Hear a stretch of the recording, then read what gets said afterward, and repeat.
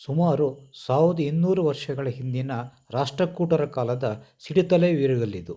ವೀರನು ರಾಜ ಅಥವಾ ರಾಜ್ಯಕ್ಕಾಗಿ ತನ್ನ ಇಚ್ಛೆಯಿಂದ ಶಿರವನ್ನು ಕಡಿದು ಪ್ರಾಣತ್ಯಾಗ ಮಾಡಿರುವುದರ ನೆನಪಿಗಾಗಿ ನೆಟ್ಟ ಸ್ಮಾರಕ ಶಿಲ್ಪವಿದು.